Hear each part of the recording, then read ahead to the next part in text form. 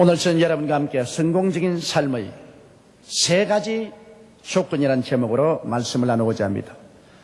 묵은 땅을 그대로 내버려 두면 잡초가 무성하고 별로 쓸모가 없게 됩니다. 그러나 그 땅을 잘 기경하여 가꾸어서 씨앗을 뿌리면 좋은 수확을 거두는 좋은 땅이 되는 것입니다.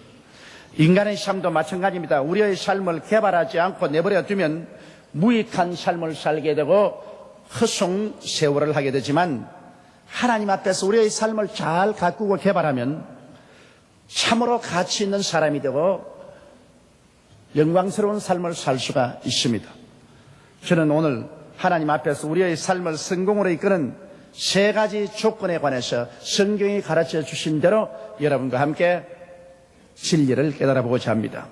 첫째로, 모든 삶의 성공은 우리의 가슴 속에 주어진 꿈으로부터 출발합니다. 꿈은 내일의 성공을 잉태한 어머니와 같습니다.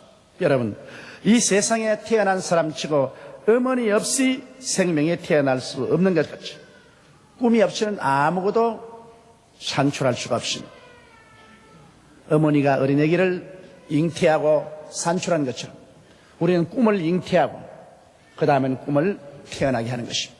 그러므로 꿈이 없는 사람은 내일이 없는 사람인 것입니다. 그렇기 때문에 성경에는 꿈이 없는 백성은 망한다, 그렇게 말하고 있는 것입니다. 우리가 성경 보면 아브라함은 75세까지 이름도 없는 사람이었어요. 그가 75세 동안 뭘 했는지 성경에는 전혀 기록하고 있지 않습니다. 왜냐하면 그는 아무런 생산적인 삶을 살지 않았습니다. 75년 동안 그의 삶은 무익한 삶을 살았으며 허송하는 세월을 지냈었습니다.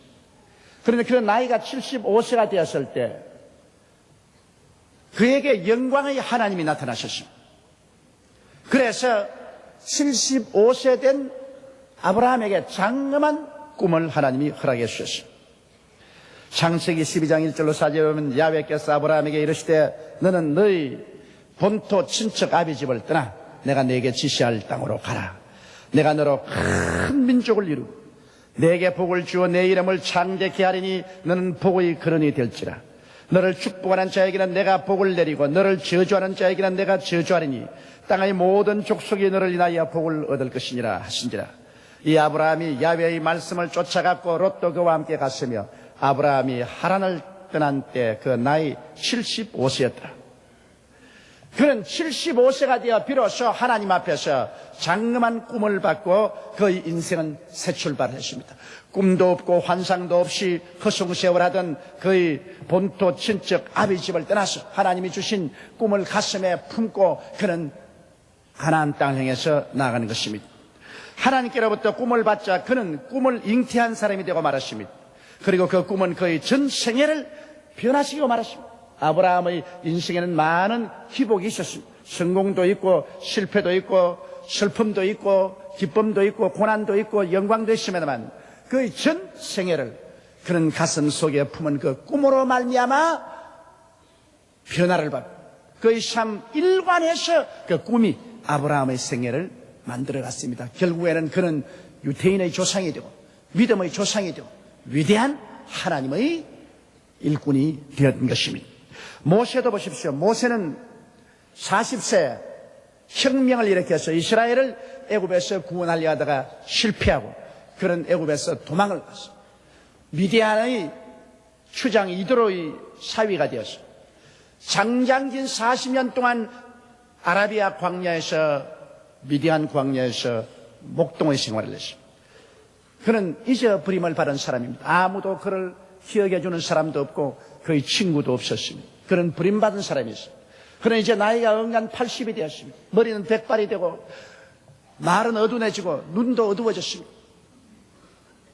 발걸음도 이제는 빠르지 못합니다. 사람이 80이 되었으니 이제는 인생을 마무리 지을 그런 단계인 것입니다. 그런데 하루는 그가 호렙산 주변에 그 장인 이드로의 양무리를 이끌고 갔는데 가시 있는 굴에서 활활 불이 타고 있습니다. 광야에서 날이 더우니까 가시능쿨에 불이 붙는 것은 가끔 있을 수 있는 일인 것입니다. 그러나 이상한 것은 여기에 가시능쿨에 불이 붙었는데 가시능쿨이 잿더미가 되지 않습니다. 하도 이상해서 구경하러 가니까 그 가시능쿨에서 하나님의 음성이 들어갔습니다. 모세야 모세야, 네가 선 땅은 거룩하니 신발을 벗어라. 그가 신발을 벗자 그 가시능쿨 가운데서 하나님의 장엄한 음성이 들려왔고, 거기에서 모세는 80에 하나님으로부터 주시는 꿈을 얻었습니다. 출애굽기 3장 7절로 10절에 보면 야훼께서 가라사대 내가 애굽에 있는 내 백성의 고통을 정령히 보고 그들이 그 간역자로 인하여 부르짖음을 듣고 그 우고를 알고 내가 내려와서 그들을 애굽인의 손에서 건져내고 그들을 그 땅에서 인도하여 아름답고 광대한 땅, 젖과 꿀이 흐르는 땅, 곧 가나안 족속, 헷 족속, 아모리 족속, 브리스 족속, 히위 족속, 여부수 족속의 지방에 이르려 하노라. 이제 이스라엘 자손의 부르짖음이 내게 달하고 애굽 사람이 그들을 괴롭게 하는 학대도 내가 보았으니 이제 내가 너를 바로에게 보내어 너로 내 백성 이스라엘 자신을 애굽에서 인도하여 내게 하리라. 하나님의 거룩하고 장대한 꿈을 80이 된 모세에게 두었습니다. 모세는 그 꿈을 받기 전에 그는 인생을 스스로 이제는 포기하고 있었습니다. 이제는 삶의 모든 것을 정리하고 있었습니다.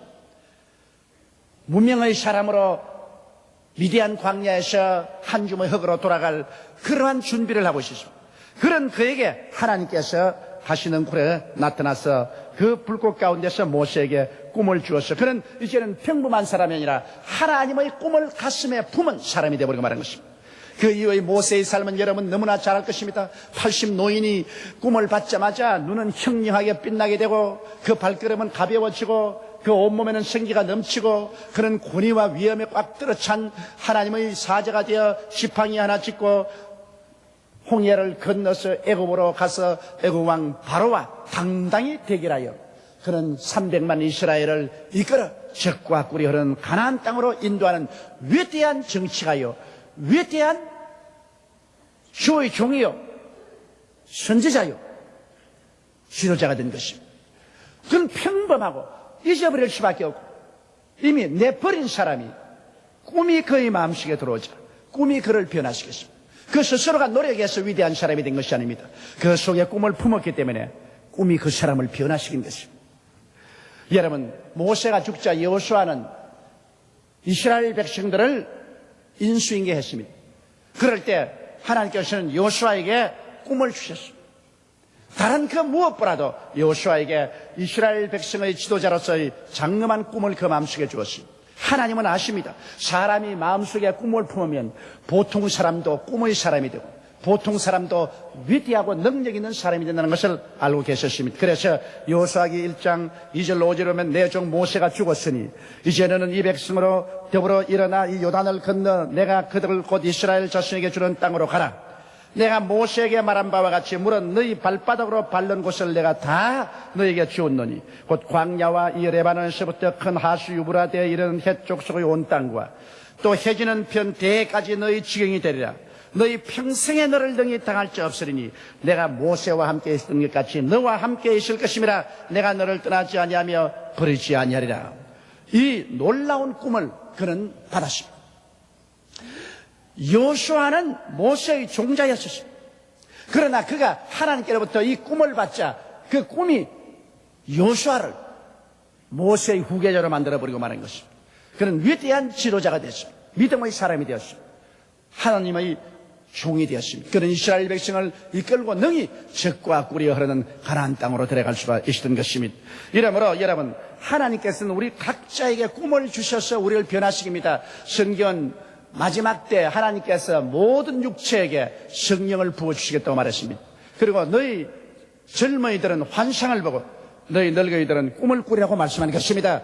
이 마지막 때는 하나님께서 성령을 부으셔서 우리 예수 그리스도를 믿고 하나님을 사모하는 모든 사람에게 꿈과 환상을 마음속에 주겠다고 말씀한 것입니다. 이러기 때문에 우리는 꿈을 품고 사는 사람이 되어야 참 크리스찬인 것입니다. 예수 믿는 사람이 하나님 앞에 나와서 꿈도 갖지 못하고 환상도 갖지 못한다면 그는 오늘날 성공적인 크리스찬의 삶을 산다고 볼 수 없는 것입니다. 그렇기 때문에 우리가 항상 하나님 앞에 엎드려 주여 내게 꿈을 주시옵소서, 주여 내게 환상을 주시옵소서, 성령께서 내 마음속에 내가 살아가야 할 목표를 주시고 나의 가슴 속에 꿈을 퍼부어 주시옵소서. 환상으로 인을쳐 주시옵소서. 평범한 보통 사람이 아니라 꿈을 잉태한 사람이 되고 꿈을 안고 사는 사람이 되게 도와주시옵소서. 여러분에게는 평범한 꿈도 상관이 없습니다. 평범한 주부로서의 삶, 평범한 시민으로서의 삶, 그러한 속에 적고 혹은 큰 차이는 있을지 몰라도 하나님이 주시는 꿈을 마음속에 품고 그 꿈을 바라보고 살아야 여러분의 인생은 생산적이고 창조적이 될 수 있고 성공적인 인생을 살 수 있는 것입니다. 꿈이 없이 텅 빈 가슴을 가지고 방황하는 사람은 이미 망한 삶을 사는 것입니다. 이미 버림받은 삶을 사는 것입니다. 살았다 하나 죽었습니다. 내일이 없습니다. 내일에 아무것도 산출할 수 없는 것입니다. 그렇기 때문에 우리는 하나님 앞에 엎드려서 하나님 앞에 우리 마음속에 꿈을 달라고 부르짖어야 되는 것입니다. 우리가 인간의 힘으로 운명과 환경을 변화시키려고 하면 실패합니다. 꿈이 우리 자신과 운명과 환경을 변화시킵니다. 꿈을 품으면 꿈이 여러분을 변화시킵니다. 꿈을 품으면 꿈이 우리의 운명과 환경을 변화시키는 것입니다. 오늘 김영삼 대통령께서 새 한국 창조를 하겠다고 외치는데 그 외침이 우리 모든 한국 국민들의 가슴 속에 들어와서 새 한국 창조의 꿈으로 연결어져야 이게 성공합니다.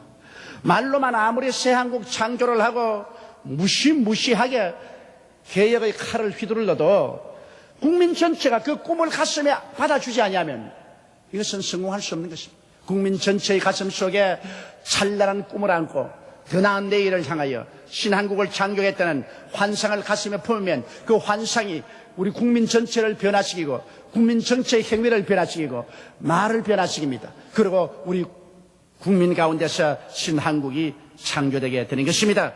그러므로 꿈이 없는 개인도 망하고 꿈이 없는 백성도 망합니다. 우리는 하나님 앞에 주여 내 개인이나 우리 교회나 우리의 민족에 꿈을 허락하여 주시옵소서. 이렇게 기도해서 꿈을 받는 여러분 되시기를 주의 이름으로 축원합니다. 둘째로 오늘 이 성경 말씀 가운데는 우리가 하나님의 계명과 말씀을 지켜 행할 때 하나님께서 우리의 인생을 성공시켜 주겠다고 말씀한 것입니다. 여러분, 하나님의 계명과 말씀은 무엇입니까? 하나님의 계명은 바로 십계명인 것입니다. 구약 성경이 끝을 맺을 때 하나님은 모든 제사의식을 철폐해버리고 말한 것입니다. 아론의 제사직 하에서 주어진 모든 의식과 모든 제사를 다 철폐해버리고 예수 그리스도의 제사직 밑에서는 오직 그리스도를 믿음으로 말미암아 구원받는 것이요 의식과 제사는 다 제껴버렸지만 하나 제끼지 않은 것이 있습니다. 구약식의 십계명은 신약시대 예수님께서도 우리에게 그대로 주셨습니다. 그러나 신약시대에는 십계명을 지킴으로 말미암아 구원을 받는 것이 아니라 예수를 믿음으로 말미암아 구원을 받습니다. 그러나 계명을 지킴으로 말미암아 계명이 불의와 불법, 부패와 부정을 막는 하나님의 칼이 되고 이 계명이 우리를 도덕적 인간으로 자라게 만들어주는 것입니다. 그렇기 때문에 우리가 자라기 위해서 우리가 하나님의 계명을 받아들여야 되고 우리가 불의와 불법, 부패와 부정을 막기 위해서 하나님의 계명을 우리의 가슴 속에 깊이 받아들여야만 되는 것입니다. 그렇기 때문에 아론 하에서 주어진 모든 구약의 제사의식은 예수 그리스도 제사장이 우리에게 오심으로 말미암아 다 철폐되었지만은 그러나 아론 하에서 주어진 그 십계명은 예수님께서 그대로 우리에게 지키라고 주신 것입니다. 이렇기 때문에 우리는 하나님 앞에서 이 십계명을 반드시 가슴속에 깊이 간직하고 살아야 됩니다. 내 앞에 다른 신을 두지 마라. 우상에 절하지 마라. 하나님의 이름을 망령되이 부르지 마라. 주의를 거룩하게 지켜라. 내 부모를 공경하라. 살인하지 말라. 간음하지 말라. 도둑질하지 말라. 내 이웃을 거짓 증거하지 말라. 내 이웃을 탐하지 말라 하는 이 십계명은 구약시대나 신약시대나 우리 마음속에 늘 간직하고 이로써 우리의 삶을 비추어보고 우리의 삶이 하나님 앞에서 도덕적으로 자라날 수 있도록 그렇게 해야 되는 것입니다. 그게 보태어서 우리는 하나님의 말씀을 언제나 읽고 듣고 묵상해야 됩니다. 하나님의 말씀은 우리 영적인 생명의 양식입니다. 우리가 매일매일 육신의 양식을 먹는 것처럼 이 하나님의 말씀을 우리가 늘 받아들여서 먹어야 우리 영혼이 자랍니다. 사람이 떡으로만 살 것이 아니요 하나님의 입으로 난 모든 말씀으로 살 것이라 했습니다. 이 말씀을 먹어야 우리의 영혼이 삽니다. 그리고 이 말씀을 통하여 우리는 하나님의 교훈을 받고 하나님의 지혜와 하나님의 지식과 하나님의 능력을 받게 되는 것입니다. 이러기 때문에 사람이 어디에 가서 하나님의 지혜와 지식과 총명을 얻을까요? 하나님 말씀에서 얻을 수 있는 것입니다. 그렇기 때문에 하나님의 계명과 말씀이 우리의 생활 속에 생활화하기 위해서 우리는 항상 하나님의 계명과 말씀을 묵상하고 우리가 씹어봐야 되는 것입니다. 우리가 음식을 먹을 때 그냥 맛도 안 보고 그냥 먹어버리면 안 됩니다. 음식을 많이 씹어야 음식 맛도 알고 음식이 소화도 잘 되는 것처럼 우리는 계명을 늘 마음속에 묵상하고 하나님 말씀을 늘 마음속에 묵상하고 영적으로 씹어봐야 되는 것입니다. 거듭거듭 생각해보고 그 내용이 무엇인지 궁구해보고 그래서 말씀이 우리의 생애 속에 깊이 뿌리를 내리도록 해야 되는 것입니다. 그리고 우리는 하나님 말씀을 입으로 담대히 시인하고 살아야 하는 것입니다. 여러분, 말씀을 시인한다는 것은 대단히 중요합니다. 눈에 안 보이는 영적인 세계와 눈에 보이는 육신적인 세계를 연결하는 고리가 바로 우리 입술의 고백인 것입니다. 말씀을 통하여 눈에 안 보이는 영적인 하나님의 능력이 눈에 보이는 현실로 나타나는 것입니다. 하나님께서 빛이 있으라 말씀하시며 말씀이 하나님의 능력과 눈에 보이는 세상의 고리가 되어서 빛이 생겼습니다. 온 천하의 물이 한 곳으로 모이고 육지가 드러나라. 하나님 말씀하시며 하나님의 능력이 그 말씀을 타고 말씀의 고리로서 우리의 현실과 연결되어서 육지가 나타나게 된 것입니다. 예수님께서도 말씀으로 죄를 용서해 주신 내 죄사함을 받았느니라. 말씀으로 귀신아 나가라. 말씀으로 너의 침상을 걸머쥐고 집으로 들어가라. 그 다음 말씀으로 고요하라 잠잠하라. 파도를 잠잠케 하시며 나사로야 나오라고 할 때 말씀이 고리가 되어서 하나님의 눈에 안 보이는 능력이 눈에 보이는 현실로 나타나는 것입니다. 그렇기 때문에 우리는 항상 말씀을 입술에서 떠나지 말고 입술로서 시인해야 하나님의 능력이 여러분 현실 속에 나타나게 되는 것입니다. 말씀을 저버리면 하나님의 능력도 저버리게 됩니다. 부정적인 말을 자꾸 고백하면 마귀의 세계를 현실적인 나의 삶 속으로 연결해 주는 것입니다. 그래서 도적질 당하고 죽임을 당하고 멸망을 당하는 슬픔을 얻게 되는 것입니다. 이러므로 말씀을 강하게 여러분께서 믿고 입술로 긍정적인 하나님의 말씀을 시인하게 되시기를 주의 이름으로 축원합니다. 그리고 말씀을 여러분 실천하고 여러분 생활 속에 살아야 됩니다. 말씀이 가르치는 대로 우리가 실천하고 현실 속에 살아가면 이러한 사람하고 하나님이 같이 하십니다. 주님께서 오늘 읽은 이 성경 말씀에 약속한 것처럼 이렇게 하면 너희 모든 삶이 형통하리라고 말한 것입니다. 어디로 가든지 너희가 성공하리라고 말씀하고 있는 것입니다. 셋째로 우리는 하나님을 믿고 강하고 담대한 마음을 버려서는 안 됩니다. 모세가 가데스 바네아까지 왔을 때 12명의 이스라엘 정탐꾼을 40주 40야 가나안 땅을 정탐하고 돌아오라고 보낸 것입니다. 그런데 그 중에 10명의 정탐꾼은 겁을 집어먹고 사물을 봤습니다. 그들은 40주 40야를 가나안 땅에 가서 보면서 마음에 겁이 딱 질려서 보았습니다. 그러나 그 중에 여호수아와 갈렙은 마음에 강하고 담대한 마음을 가지고서 사물을 보았습니다.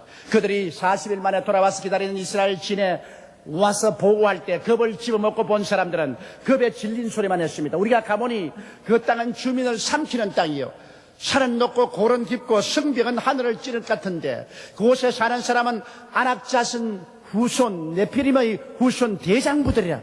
우리가 그 땅을 점령하지 못할 것이다. 우리의 처아들이 포로로 잡히고 우리는 다 죽임을 당할 것이다. 겁을 집어먹고 본 사물은 완전히 부정적인 보고였습니다. 그 말을 들은 이스라엘 백성들도 다 겁을 집어먹고 땅을 치고 통곡하고 울면서 우리가 장관을 세워 애굽으로 돌아가자고 말하셨습니다. 그때 강하고 담대한 마음으로 그 땅을 탐지한 여호수아와 갈렙은 말하기를 아니라 저들의 보호자는 저들을 떠났고 저들은 이미 우리들의 밥이라 우리가 들어가자. 그 땅은 우리가 점령할 수 있다고 말한 것입니다.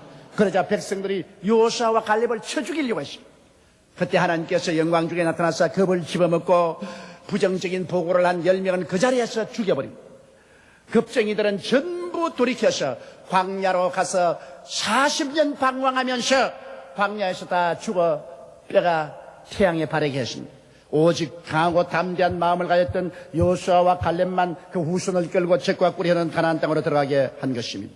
사울이 목장에서 전쟁터로 아버지 심부름을 갔을 때 블레셋 군대 중에서 골리앗이라는 사람이 나와서 전쟁을 돕고는데 그가 키가 장대하고 큰 장사였었어요. 모든 이스라엘 군인들이 그를 보고 기절초풍을 했어요. 겁을 집어먹고 골리앗이 나오기만 하면은 모두 다 흙더미 뒤에 바위 뒤에 숨는다고 정신이 없었어요. 그들은 다 할례바는 하나님의 군대였습니다만 또 하나님께서 그들과 같이 계셨습니다만 사울의 군인들은 골리앗의 모습과 협박에 기가 꺾이고 겁을 잔뜩 집어먹고 그래서 그들은 기진맥진했습니다. 그러나 여기 조그마한 목동인 다윗은 마음에 강하고 담대했습니다. 그는 아버지 양을 칠 때 사자도 쳐서 죽인 경험이 있고 곰도 쳐 죽인 경험이 있습니다. 그런 하나님을 의지하고 하나님을 바라고 환경을 바라보지 않고 강하고 담대한 믿음을 가지십니다. 그래서 그가 사울에게 자진해서 골리앗을 대항해서 나가겠다고 했습니다. 이스라엘의 모든 역전의 용사가 못하는 것을 그는 마음에 강하고 담대하여 하나님을 의지했기 때문에 하나님과 함께 나가서 골리앗을 쳐 죽이고 그런 위대한 승리를 이스라엘에 가져올 수가 있는 것입니다. 이러므로 우리가 여러분 신앙생활할 때 강하고 담대한 마음을 버리면 안 됩니다. 성경은 너희 담대함을 버리지 말라 이것이 큰 상을 얻는다고 말한 것입니다. 우리의 운명이나 환경을 바라보고 위축되어서 겁을 집어먹고 뒤로 물러가고 부정적인 마음을 하면 그 사람은 벌써 하나님이 버린 것입니다. 기드온이 용사를 택할 때 하나님께서 2만여 명의 사람들이 모였을 때 이 중에 두려워하는 사람은 다 돌아가라고 말했습니다. 왜냐하면 두려워하는 사람은 하나님께서 사용할 수 없습니다. 하나님이 주시는 마음은 두려워하는 마음이 아닌 것입니다. 우리가 강하고 담대한 마음을 얻기 위해서 어떻게 해야 될까요?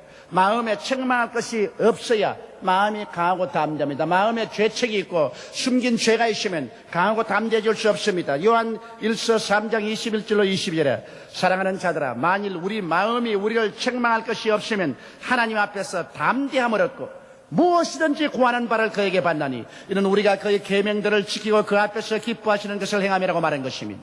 우리가 그러므로 마음에 감추인 죄악을 다 회개하고 통회하고 잡아가면 마음에 성령이 충만하고 강하고 담대해지는 것입니다.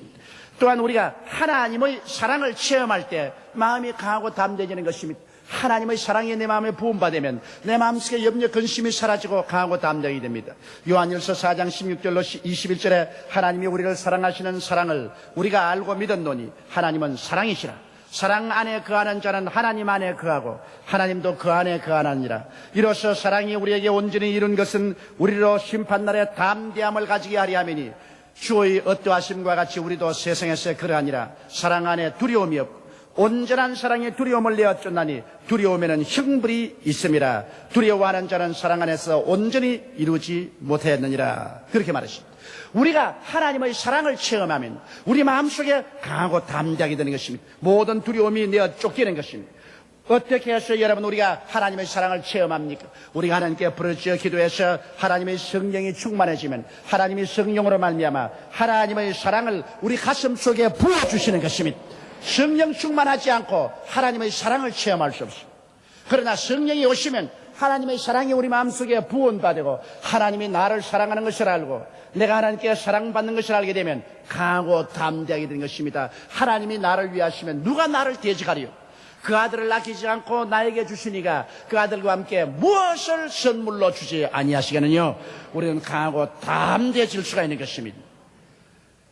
그 다음엔 또 우리가 하나님의 뜻을 알고 살 때 강하고 담대해지는 것입니다. 하나님의 뜻이 무엇인지를 알고 하나님의 뜻대로 행할 때는 하나님이 같이 계십니다. 내가 하나님 심부름을 합니다. 하나님이 시키는 일을 합니다. 하나님이 내 배후에 계십니다. 누가 하나님을 감히 대적할 수 있겠습니까? 내 뜻대로 하면 몰라도 하나님 뜻대로 살 때 우리는 마음이 강하고 담대해질 수 있는 것입니다. 그러나 무엇보다도 우리는 부정적인 생각이나 환경을 바라보지 말아야 됩니다. 마음의 스위치를 언제나 어두운 데로 돌리지 말고 하나님의 능력과 하나님의 기적을 향해서 스위치를 돌려놓아야 되는 것입니다. 마음을 자꾸 부정적인 곳에 돌리면 아닙니다. 마귀가 와서 자꾸 속살거리는 부정적인 생각과 부정적인 말과 불안과 공포에 대한 말에 귀를 기울이고 그 마귀의 생각으로 마음에 채워놓으면 우리는 강하고 담대한 마음을 다 빼앗깁니다. 그러나 우리의 귀를 하나님께로 향해서 하나님 말씀을 듣고 우리의 눈을 하나님께 바라보고 우리의 마음의 스위치를 단호하게 하나님께로 향해서 긍정적이고 적극적이고 창조적이고 생산적인 그 말씀에 돌려놓으면 여러분 마음이 강하고 담대해질 수가 있는 것입니다. 마음에 나는 강하고 담대하겠다. 나는 두려워하지 않는다. 나는 놀라지 않는다. 나는 무서워하지 않는다. 나는 하나님을 의지하고 나가겠다는 마음의 결정이 필요한 것입니다. 그래서 눈에 아무 증거 안 보이고 귀에는 아무 소리 안 들리고 손에는 잡히는 것 없어도 하나님을 의지하고 용감하게 행할 때 하나님께서 이런 사람에게 복을 주시는 것입니다. 누구든지 하나님 앞에서 꿈이 있고 말씀이 있고 흔들리지 않은 강하고 담대한 마음이 있어 앞으로 전진해 나가면 가나안 땅은 정복되고 골리앗은 패하고 승리와 영광은 다가오게 되는 것입니다. 이러므로 오늘 이 시간 이 세 가지 사항을 우리 마음속에 깊이 기억하고 이 세 가지 사항을 하나님께 늘 구하십시오. 하나님이 이를 통해서 여러분과 나의 삶을 위대한 성공으로 이끌어 주실 것입니다. 우리 다 같이 고개 숙여 기도드리겠습니다. 전능하시고 거룩하신 하나님 우리 아버지, 이 말씀으로 말미암아 우리 모든 행하는 일에 형통하게 되게 하여 주옵소서. 우리 아버지, 이 세상에는 부정적인 것 많습니다. 우리에게 불안과 공포와 절망을 가져주는 환경이 많습니다. 그런 것 바라보지 말고 하나님을 바라보고 굳세게 하나님의 손을 의지하고 강하고 담대한 마음을 품게 도와주시옵소서. 약한 마음 품지 말게 도와주시옵소서. 간이 배 밖에 나온 것처럼 강하고 담대하고 두려워하지 말고 놀라지 말고 믿음으로 할 수 있거든이 무슨 말이냐. 믿는 자에게는 능치 못하심이 없나니라는 그러한 태도로서 나가는 우리들이 되게 도와주옵소서. 우리 주 예수님 이름으로 기도드리옵나이다. 아멘.